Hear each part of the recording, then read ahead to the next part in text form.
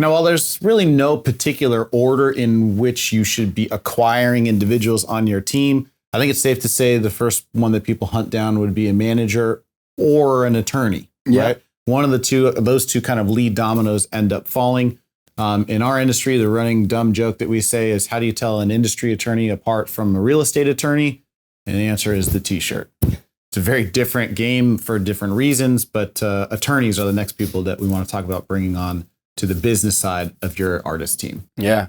And, often I think finding an attorney for a new artist seems a bit overwhelming and, intimidating because oftentimes artists are not coming from a place of a vast formal education or whatnot. Right. But, it's attorney's job is to cross the T's, dot the I's, to really know the industry norms in terms of deal structure, to understand intellectual property around the art you create, and to educate you a little bit in those spaces as they protect your interests, And on top of that, in the music business, I think what's cool is that attorneys and managers really work together nicely to get creative and figure out solutions in deal making. Right. You really do want a manager that is in your corner from a standpoint of, hey, let's figure out solutions. Let's,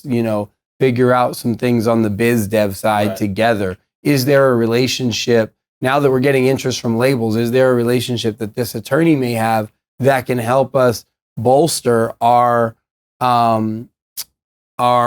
value in any deal, right? Yeah. Or our leverage in a deal. Right. So I think the relationship between attorney, artist, and manager in the music business is really exciting because it's more about opportunity.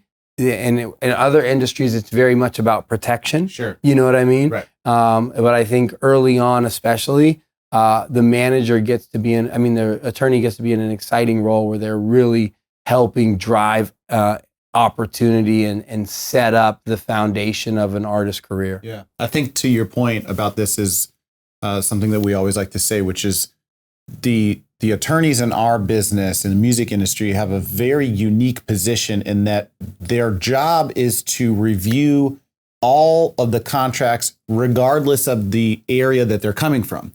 So they're looking at my record contract, my publishing contract, my live performance contract, my endorsements, my merchandise, they're seeing my appearances, all of the brand deals that come across the table. So they're looking at the finer points and nuances of the opportunities available for artists in the music business. And because they have that perspective, they're able to ideate on different opportunities that they could present to both the artist and the manager to say, we're seeing these types of things in this space. Potentially, this is a good opportunity for us here. I can potentially connect the dots in that regard also. So they not only become, like you said, a protective element, a shield in terms of advising and guiding you in your career from the legal side of things, they also become a creative partner in opportunity generation and bringing your business forward and putting you into a position that you may or may not be able to have had both on the protection side, but also on the opportunity side as well. Yeah, and I think, to that point, that's the reason that you don't want your cousin Chuck being your attorney, 100%. Right?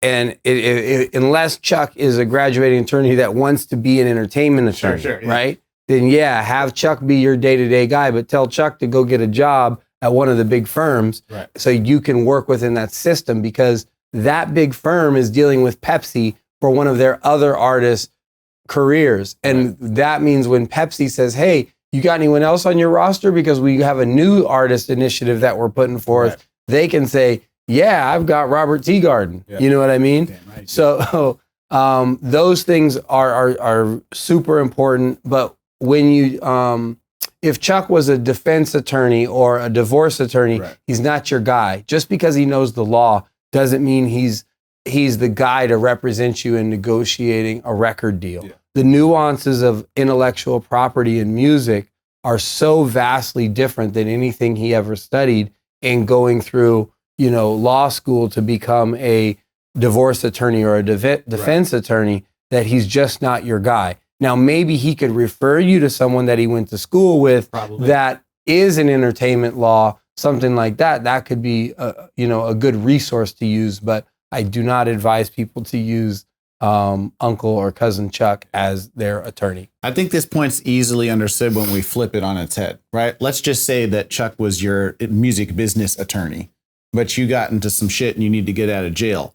I'm not calling Chuck to get me out of jail and come and litigate on my behalf. No. Like in that instance, fuck Chuck, but in the sense of like helping me sign a deal, cool. But for some reason, people flip it and go like, well, you know, my uncle's got my best interest at heart, but they don't know royalties. They don't understand management agreements. They don't understand those nuances that are unique and special to our business. So we want somebody whose day-to-day operations is eat, sleep, breathe the music business. If they're not reviewing contracts, they're networking and going to lunch. If they're not networking and going to lunch, they're doing CLE meetings so that they can continue to be on top of the new cutting edge versions of what's going on in our industry. So just keep that in mind when you're thinking about referencing an attorney. Great point. And then let's talk about how attorneys get paid. That's always a scary thing for artists, because they're like, dude, I'm a starving artist. I can't pay an attorney. Right.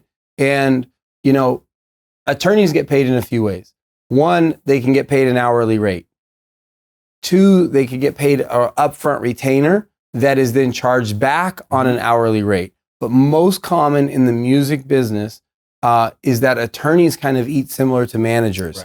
But they'll take a 5% of your gross earnings for what you're doing as an artist. And that is how attorneys can take on emerging artists that can't necessarily afford to pay their $300, $400, $500 an hour, but still need their services, right? So an attorney, comes on board, takes their 5%, and they grow with the artist. And then at some point, when the artist's career grows to a certain level, the artist and manager will probably come back to the attorney and say, hey, man, this has been amazing, and thank you for everything you've done to help us get to this point. But now that we're at this point, 5% is too much when we look at our overall business. So we're going to go to your hourly rate. What is that rate? Let's agree on that rate and let's move forward accordingly.